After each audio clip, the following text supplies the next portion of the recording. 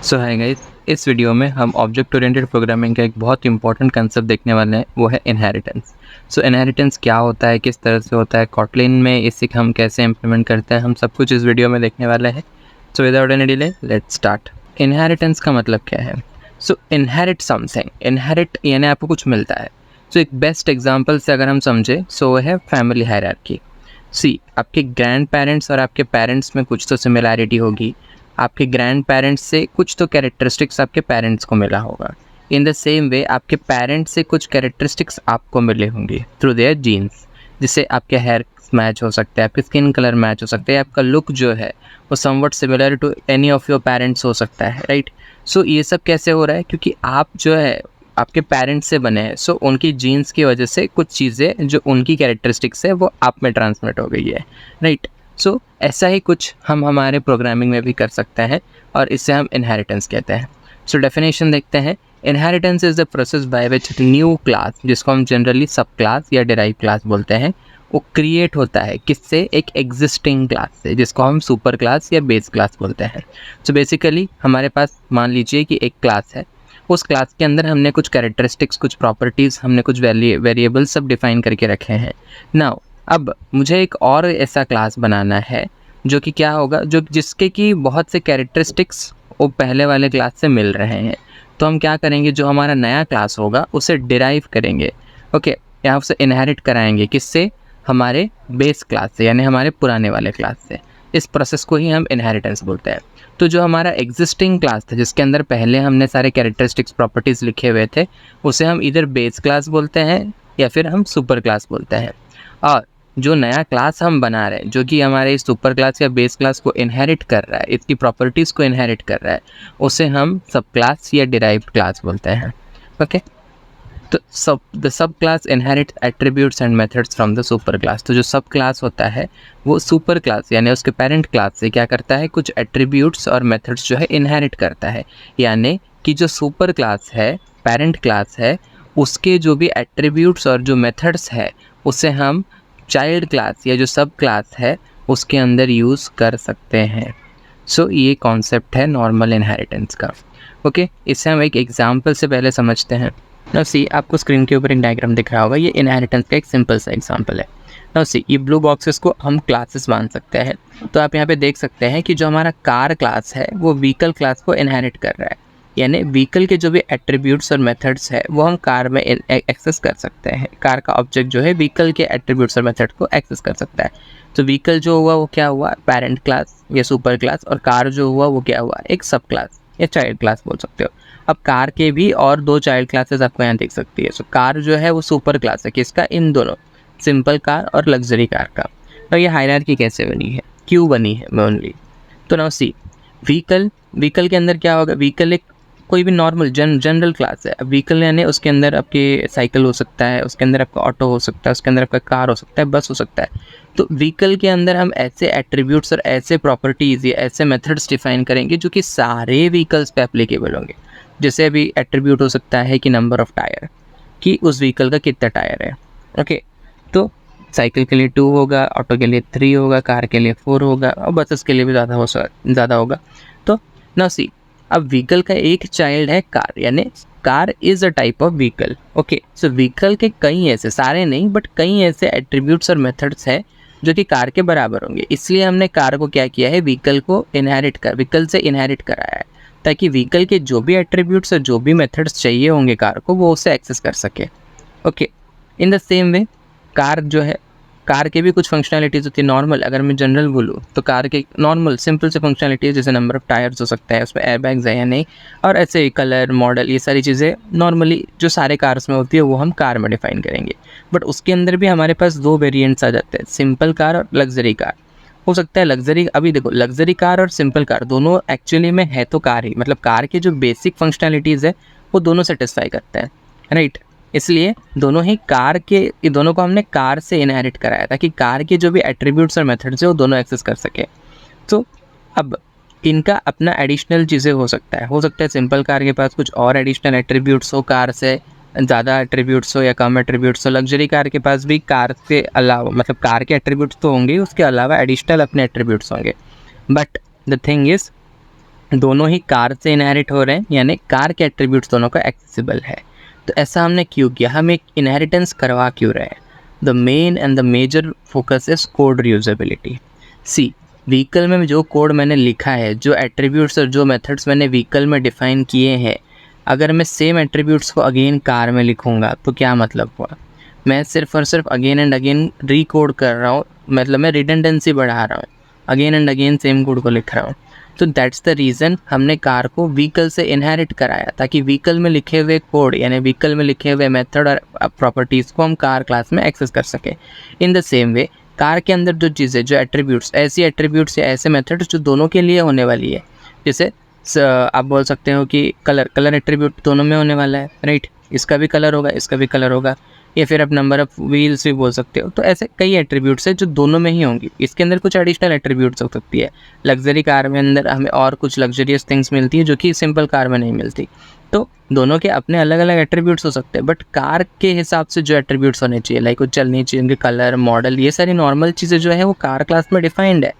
तो इसके लिए हमें अगेन वो सारे एट्रीब्यूट्स को सिंपल कार क्लास और लग्जरी कार क्लास में अंदर लिखने की ज़रूरत नहीं है। हम सीधा दोनों को क्या कर सकते हैं, कार क्लास से इनहेरिट करवा सकते हैं। इसके चलते क्या, कार के अंदर जो भी एट्रीब्यूट्स और जो मेथड्स लिखे हुए, जैसे अपना मॉडल हुआ, कलर हुआ, या नंबर हुआ, कार का नंबर जो है वो, तो वो सारी चीज़ें जो है, ताकि हमें इजीली इन सारे क्लासेस में एक्सेसिबल हो जाए। और जो एडिशनल कोड है वो हम इन क्लासेस में यानी लग्जरी और सिंपल कार के अंदर लिखें। बाकी जो कार के अंदर लिखे हुए एट्रीब्यूट्स और मेथड्स है उन्हें हमें अगेन लिखने की नीड ना हो। तो that is the redundancy. Now अब हम कुछ की एस्पेक्ट्स देख लेते हैं। तो पहले कोड रीयूज, जैसे कि भी मैंने बोला कि कोड रिडंडेंसी जो है वो काफ़ी हद तक कम हो जाती है इनहेरिटेंस के चलते, क्योंकि हमें same code again and again लिखने की नीड नहीं होती। हम जो भी हमारा एक सेम कोड होने वाला है हमारे क्लासेस में, उन्हें हम हमारे पेरेंट क्लास में डिफाइन कर देते हैं, और जो भी हमारे चाइल्ड क्लासेस है उन्हें हम पेरेंट से इनहेरिट करवा लेते हैं। तो इसके चलते क्या हो जाएगा कि पेरेंट के अंदर एक बार कोड लिखा हुआ है, एक बार वो एट्रीब्यूट्स और प्रॉपर्टीज़ या मेथड्स जो हैं वो डिफाइंड है, तो जितने भी चाइल्ड क्लासेस बनेंगे सबको सिर्फ वहाँ से एक्सेस मिल जाएगा। सबको अलग अलग से अपने अलग अलग से डिफाइन करने की नीड नहीं है। Next is hierarchy. तो जैसे कि आप लोग यहाँ देख सकते हो, क्लासेस के बीच में हायरार्की मेंटेन होती है इनहेरिटेंस के चलते। जैसे व्हीकल कार का पेरेंट है, कार जो है वो सिंपल और लग्जरी कार का क्या है, पेरेंट है। तो ये जो हायरार्किकल रिलेशनशिप है ये इनहेरिटेंस के चलते मेंटेन हो रही है। एक्सटेंसिबिलिटी, तो new features can be added to derive classes without modifying the base class. अब यहाँ पे एक सिंपल सा चीज़ मैं बता रहा हूँ कि कार के अंदर मैं वो फंक्शनलिटीज़ लिखूँगा जो एक नॉर्मल कार की होती है, बराबर। मैं उसको लग्जरी या सिंपल कार के हिसाब से नहीं मॉडिफाई कर रहा हूँ, ओके। सो अब मान लो कि मुझे लग्जरी कार के अंदर नए मेथड्स या नए फीचर्स या नई फंक्शनलिटीज़ या नए एट्रीब्यूट्स ऐड करने हैं, मैं कर सकता हूँ। उससे मेरे कार क्लास को कोई फ़र्क नहीं पड़ने वाला। या कल को सिंपल और लग्जरी कार को छोड़ के भी अगर कोई तीसरा टाइप का भी कार आता है, तो अगर मैं उसको कार क्लास से इनहेरिट कराऊंगा तो नॉर्मल कार की जो भी फंक्शनलिटीज़ है उसको वो मिल जाएंगे, ओके। तो बेसिकली बोलने का मतलब ये है कि अगर हमें नए फीचर या नए फंक्शनलिटीज़ लगानी है किसी भी डिराइव क्लास में, तो हम इजीली लगा सकते हैं without affecting the parent class. और पेरेंट क्लास को अफेक्ट ना करने का फ़ायदा क्या है कि पेरेंट क्लास को अगर हम अफेक्ट नहीं करेंगे तो पेरेंट से जितने भी और नए चाइल्ड्स होंगे वो अफेक्ट नहीं होंगे, okay. So I hope inheritance का बेसिक आइडिया, नॉर्मल आइडिया जो है वो आपको आ चुका होगा। प्रैक्टिकली हम इन सभी को कोड में करके देखने वाले हैं। तो नेक्स्ट हम जिसमें स्विच करने वाले हैं वो है type of inheritance. So inheritance के नॉर्मली, जैसे अगर आपने जावा में इनहेरिटेंस पढ़ा होगा, जो टाइप से यहाँ पर भी वही टाइप है, कुछ डिफरेंट नहीं है। सिंपल इनहेरिटेंस, जैसे class B inherits class A, जैसे आपने यहाँ पर देखा कि कार जो है वो किसको इनहेरिट कर रहा है, व्हीकल क्लास को इनहेरिट कर रहा है, ओके। ना मल्टी लेवल इनहेरिटेंस यानी जैसे क्लास ए से क्लास बी इनहेरिट हुआ, बी से सी इनहेरिट हुआ, that is multi level inheritance, okay. ये आपको नॉर्मली किससे बोल सकते हो, आपके ग्रैंड पेरेंट्स से जो भी जीन्स या फिर जो भी कैरेक्टरिस्टिक्स है वो किसको मिले, आपके पेरेंट को, फिर आपके पेरेंट्स से आपको, that is multi level inheritance.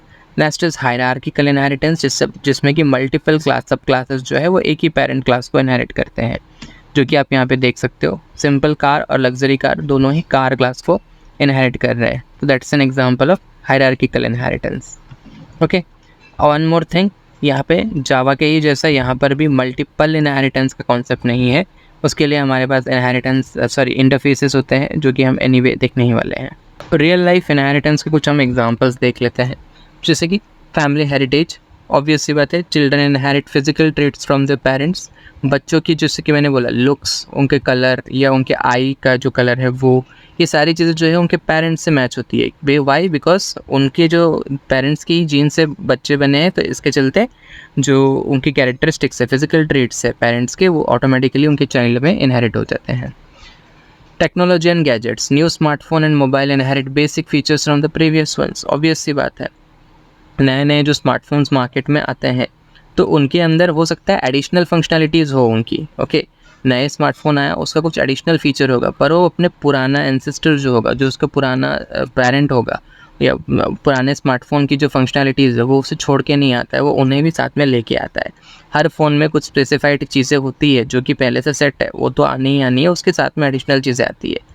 Vehicle वाला जो हमने एग्जांपल देखा, new car models inherit design frameworks from earlier versions. So ये जो नए बड़ी बड़ी कंपनीज़ है कार की, नए नए वर्जन्स लेके आते रहते हैं, तो वो सारे जो है वो पुराने मॉडल के लिए, पुराने जो पेरेंट मॉडल्स है उनके जो डिज़ाइन है उसके साथ में एडिशनल चीज़ें लेके आती है जब नए मॉडल आते हैं। तो नए मॉडल्स आर लाइक पुराने से अपना डिज़ाइन इनहेरिट करती है, पुराने से चीज़ें लेती है along with some additional functionality. Software, newer versions inherit code and functionality from older versions. Obvious सी बात है, जब आपका ऐप कोई भी सॉफ्टवेयर है, कोई भी ऐप है, अगर वो अपडेट होता है, उसका नया वर्जन अगर आता है, तो इसका मतलब ये नहीं है कि पुराने वर्जन की जो भी कोड्स है वो हट गए। तो that new version comes along with the old version. तो ओल्ड वर्जन का कोड अलॉन्ग विद आता ही आता है, उसके साथ में कुछ नई फंक्शनैलिटीज आ जाती है न्यू वर्जन में। तो even that is a form of inheritance, जहाँ पर कि पुरानी फंक्शनैलिटीज़ जो हैं वो तो आ ही रही है, पुरानी फंक्शनैलिटीज़ को इनहेरिट कर रहे हैं और उसके साथ में कुछ एडिशनल चीज़ें आती है। ओके, सो आई होप आप लोग को इनहेरिटेंस का कॉन्सेप्ट जो है वो क्लियर हुआ होगा। अब हम इसे प्रैक्टिकली कॉटलिन में कैसे करते हैं वो देखते हैं। जैसे कि आप लोग यहाँ पे देख सकते हैं, हम हमारे IntelliJ IDE में आ चुके हैं और यहाँ पर हमने inheritance.kt करके एक कॉटलिन फाइल बना दिया है। मेन फंक्शन ऑलरेडी यहाँ पे एग्जिस्ट कर रहा है। अब हम हमारा पेरेंट एज वेल एज हमारा जो बेस क्लास है दोनों को डिफाइन करते हैं। So now let's define our base class. So class, as of now मैं बेस क्लास का नाम बेस क्लास ही रख दे रहा हूँ। Okay, so base class. अब इसके अंदर मैं एक एट्रीब्यूट यानी एक वेरिएबल और इसके और साथ में एक मेथड डिफाइन करता हूँ। सो where से नेम इज इक्वल्स टू, इधर इसकी वैल्यू भी मैं दे देता हूँ, लेट्स से नाम रखते हैं इसका base class C, right. Okay, so यहाँ इसे हम डबल कोट्स में लिखेंगे। ओके, अब एक फंक्शन भी डिफाइन कर देते हैं, मेथड। ओके, सो कॉटलिन में ऑब्वियस सी बात है फंक, नाम भी इसका दे देते हैं से मेथड 1। ओके, और इसके अंदर एक सिंपल सा प्रिंट स्टेटमेंट हम रख रहे हैं। ओके, println, और यहाँ दे देते हैं आई am base class, I am base class. Okay, this much. अब मैं एक और क्लास बनाऊंगा जो कि इस बेस क्लास को इनहेरिट करेगा। ओके, से क्लास, जिसे हम नाम देते हैं चाइल्ड क्लास या डिराइव क्लास, से derive class, derived class. Okay, now the only thing is, ये डिराइव क्लास जो है ये अब क्या होने वाला है, किससे इनहेरिट होने वाला है, बेस क्लास से। तो मैं यहाँ पे बेस क्लास का एक ऑब्जेक्ट दे देता हूँ। ओके, बेस क्लास, और यहाँ पे हमें पैरेंथेसिस देना है। ओके, अब पहली चीज़, तो जब भी आप अब यहाँ पे आप देखोगे तो यहाँ पे मुझे एक एरर दे रहा है, और ये क्या कह रहा है कि this type is final so it can not be inherited from. So base class से आप इनहेरिट नहीं कर सकते हो। तो अगर आपको इनहेरिट करना है तो कॉटलिन में पहली बात, अगर मुझे किसी क्लास को दूसरे क्लास से इनहेरिट करवाना है, जैसे डिराइव क्लास को अगर मुझे बेस क्लास से इनहेरिट करवाना है, तो हम इस तरह से कोलन दे के स्पेसिफाई करते हैं। ओके, जैसे हम डेटा टाइप देते हैं कुछ उसी तरीके से। अब यहाँ पहली चीज़ दूसरे लैंग्वेजेस में नहीं होती, यहाँ पे हो रही है कि अगर आपको किसी क्लास को दूसरे क्लास से इनहेरिट करवाना है, जैसे बेस क्लास से मुझे डिराइव क्लास को इनहेरिट करवाना है, तो जो बेस क्लास है that should be open. Okay, so यहाँ पे जब मैं ओपन दूंगा तब वो जो एरर आ रहा था वो जाएगा। व्हाट वाज दैट एरर, एक बार हम उसको पहले देखते हैं। This type is final, base class जो है वो क्या है, एक फाइनल है। नाउ सी, अब आप बोलोगे डेटा टाइप को भी कोलन दे के लिखते हैं, और यहाँ पे जो हम इनहेरिट करवा रहे हैं उसको भी हम कोलन दे के लिख रहे हैं। सो इंटरफेसेस भी जब आएंगे तब भी हम देखेंगे कि यहाँ पर भी हम कोलन ही देंगे। तो कोलन इस बिकॉज लाइक आप डेटा टाइप बता रहे हो, मतलब आप बता रहे हो कि किस टाइप का है या किस टाइप की क्लास का है। तो यहाँ पर भी डिराइव क्लास जो है एक टाइप से बेस क्लास का ही टाइप है, कि आप बोल सकते हो बेस क्लास के जो एट्रीब्यूट्स है वो इसमें आने वाला है, इसलिए हम कोलन देखिए स्पेसिफाई करता है। एंड क्योंकि बेस क्लास अभी हमने वहाँ पे ओपन नहीं लिखा है, so it is considering it as final. Final यानी एक बार डिफाइन हो गया, no changes can be done. तो इसके चलते वो इनहेरिट करने नहीं दे रहा है, इसलिए आपको क्या करना होगा, बेस क्लास को ओपन बनाना होगा। तो सी जैसे मैंने बेस क्लास को ओपन बना दिया तो वहाँ वैसे ही यहाँ पर से वो जो एरर था वो चला गया। अब यहाँ पर सेम मैं वेरिएबल रखता हूँ वैन नेम टू, और यहाँ मैं नाम देता हूँ derived class, derived class. Okay, and same वैसा ही मैं एक मेथड भी बना देता हूँ, फंक्शन मेथड टू। और यहाँ पर भी हम क्या करेंगे, एक प्रिंट स्टेटमेंट लगाने वाले हैं, println, और उसके अंदर लिखेंगे I am derived class. Right, done. अब हम इसे सेव कर देते हैं। एंड या अब मैं यहाँ मेन में, यानी हमारा जो मेन मेथड जो कि एंट्री पॉइंट है हमारे प्रोग्राम का, जब भी हम इस फाइल को रन करेंगे पहले कौन चलने वाला है, मेन चलने वाला है। एंड दोनों ही क्लासेस अभी भी क्या है, टेम्पलेट है। तो अगर मुझे इन्हें यूज़ करना है तो मुझे क्या करना होगा, ऑब्जेक्ट बनाना पड़ेगा। पर मैं ऑब्जेक्ट किसका बनाऊंगा, बेस क्लास का या डिराइव क्लास का? तो सी बेस क्लास के जो भी एट्रीब्यूट्स है वो डिराइव क्लास अपने अंदर इनहेरिट कर रहा है, राइट। तो इसका मतलब कि अगर मैं डिराइव क्लास का ऑब्जेक्ट बनाऊँ तो मुझे बेस क्लास को भी एक्सेस मिल जाएगा, मुझे बेस क्लास का भी एक्सेस मिलेगा। तो हम डिराइव क्लास का ऑब्जेक्ट बनाएंगे। So where derived is equals to derived class. Okay, just object बन चुका है। अब हम क्या करने वाले हैं, पहले तो मैं प्रिंट स्टेटमेंट डालता हूँ। मैं एट्रीब्यूट प्रिंट करवाना चाहता हूँ, कौन सा, सी। अब मैं सबसे पहले तो डिराइव लिखूँगा, तो डिराइव मेरा ऑब्जेक्ट है, मैंने डॉट प्रेस किया। अब आप यहाँ पे देखिए मुझे डिराइव्ड के थ्रू दो वेरिएबल्स मिल रहे हैं। ओके, दो एट्रीब्यूट्स मिल रहे हैं, एक है नेम और दूसरा है नेम टू। पर अगर आप ध्यान से देखोगे नेम टू तो डिराइव क्लास के अंदर ही डिफाइंड है। तो एनीवे मैंने डिराइव क्लास का ऑब्जेक्ट बनाया है तो मुझे नेम टू का एक्सेस तो रहेगा ही रहेगा। पर आप देखिए क्योंकि डिराइव क्लास बेस क्लास को इनहेरिट कर रहा है, तो डिराइव्ड क्लास के ऑब्जेक्ट के थ्रू मैं बेस क्लास का जो वेरिएबल, बेस क्लास का जो प्रॉपर्टी है नेम, उसको भी मैं एक्सेस कर सकता हूँ। तो that is inheritance. Okay, so यहाँ पर मैंने नेम दे दिया, राइट। अब इसी तरीके से मैं बेस क्लास के जो मेथड है उसको भी कॉल कर सकता हूँ चाइल्ड क्लास के ऑब्जेक्ट के हेल्प से, यानी डिराइव के ऑब्जेक्ट के हेल्प से। सी मैं मेथड वन और मेथड टू दोनों को कॉल कर सकता हूँ, जबकि मेथड वन जो है वो बेस क्लास में डिफाइंड है। सी मैंने यहाँ पे वो भी लिख दिया। एज वेल एज मैं डिराइव क्लास के मेथड को भी कॉल कर सकता हूँ। सो एक बार हम उसे भी कॉल कर लेते हैं, derived dot method two. Okay, so let's run our code and check. So now you can see output जो है वो आ चुका है। तो यहाँ पे प्रिंट था, तो एनीवे कंट्रोल नेक्स्ट लाइन में नहीं जा रहा था, तो डिराइव डॉट नेम की वैल्यू क्या थी, बेस क्लास। ओके, डिराइव तो डिराइव क्लास का ऑब्जेक्ट था, पर उसने नेम वेरिएबल को कॉल किया था, तो उसका वैल्यू क्या था, बेस क्लास। तो यहाँ पे बेस क्लास प्रिंट हुआ है। एंड उसके बाद में derive dot method one call हुआ जो कि बेस क्लास का मेथड था। So I am base class print हुआ है यहाँ पर। Okay, I am base class. And then उसके बाद में derive dot method two call हुआ है, तो आई एम डिराइव क्लास है, तो वो भी यहाँ पे प्रिंट हो चुका है, मेथड टू जो था वो। ओके, सो आई होप आपको ये समझ में आएगा कि इनहेरिटेंस किस तरह से फंक्शन कर रहा है। वन मोर थिंग, अब मैंने यहाँ पे ऑब्जेक्ट के हेल्प से तो मैंने बेस क्लास के जो मेथड है या एट्रीब्यूट है उसे एक्सेस किया, पर मैं क्या डायरेक्टली उन्हें इस क्लास के अंदर कॉल कर सकता हूँ, लाइक मेथड टू के अंदर मैं नेम या मेथड वन को कॉल कर सकता हूँ क्या? So let's try.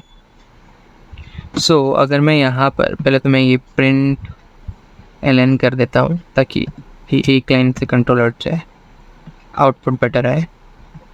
अब मैं यहाँ पर प्रिंट और इसके अंदर मैं लिखता हूँ आई एम डॉलर, एंड उसके अंदर अब मैं यहाँ पे क्या बुलाना चाहता हूँ, सी व्हेन आई टाइप मुझे ऑटोमेटिकली मिल जा रहा है नेम। सो नेम जो है वो इस क्लास में डिफाइन नहीं है, बेस क्लास में डिफाइन है, पर क्योंकि मैं यहाँ इनहेरिट कर रहा हूँ so I have access to it. So मुझे कर्ली ब्रेसेस यूज़ करने की ज़रूरत नहीं, क्योंकि मुझे सिर्फ एक ही वेरिएबल की नीड है, सी। अब हम यहाँ मेथड 1 को कमेंट कर देते हैं, मेथड 1 का कंटेंट कमेंट कर लेते हैं। ये मेथड 1 का कंटेंट हम रहने देते हैं। हम यहाँ से मेथड 1 का कॉल ही हटा देते हैं। ओके, हमने इस बार मेथड 1 को कॉल ही नहीं किया, हम सीधा हमारा मेथड 2 जो है उसे कॉल कर रहे हैं। Method 2 in turn I am और डॉलर नेम का वैल्यू इज बेस क्लास, तो I am base class print करेगा, along with that I am derive class भी प्रिंट करेगा। So let's run and check. Output यहाँ आ चुका है। तो पहले तो यहाँ पे आप मेन में देखेंगे, सबसे पहले println डिराइव डॉट नेम, तो नेम जिसका वैल्यू बेस क्लास वो प्रिंट हुआ, राइट। और उसके बाद में डिराइव डॉट मेथड 2, यानी मेथड 2 जो है वो कॉल हुआ है। सो उसके अंदर क्या है, पहले प्रिंट है, अगेन यहाँ println नहीं है, प्रिंट है, तो एक ही लाइन में कंट्रोल रहेगा, आई am base class. Okay, so and उसके बाद में println हुआ है आई am derive class, so I am derive class उसके बाद में प्रिंट हुआ है। सो आई होप आपको ये समझ में आया होगा कि किस तरह से ये फंक्शनिंग हो रही है ना। जिससे कि मान लेते हैं कि मेरे पास एक और क्लास है। ओके, सो मैं इन डिटेल इस क्लास को डिफाइन नहीं कर रहा, क्योंकि मैं चाहता हूँ कि इससे हम कुछ इनहेरिट कराए, तो मैं इसे ओपन ही रखूँगा। से हम नाम दे देते हैं, जस्ट रिप्रेजेंटेशन के लिए मैंने नाम दिया डमी क्लास। ओके फाइन, कुछ भी एज ऑफ नाउ मैं इसमें लिख नहीं रहा हूँ, मुझे जस्ट आपको दिखाना है कि यहाँ पे मल्टीपल इनहेरिटेंस हो रहा है या नहीं। सो मान लीजिए मैं चाहता हूँ कि डिराइव क्लास जो है वो बेस क्लास से तो इनहेरिट कर ही रहा है, उसके साथ में और डमी क्लास से भी इनहेरिट करे। So if I try to do this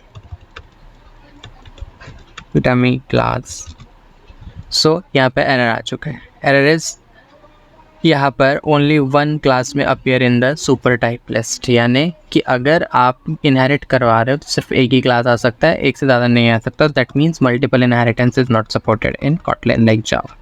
okay, so ये मुझे यहाँ पे बताना था। So that's it for this video. अब आने वाले वीडियो में हम ओवरराइडिंग का कॉन्सेप्ट देखने वाले हैं, जो कि काफ़ी इंपॉर्टेंट है इन केस ऑफ इनहेरिटेंस।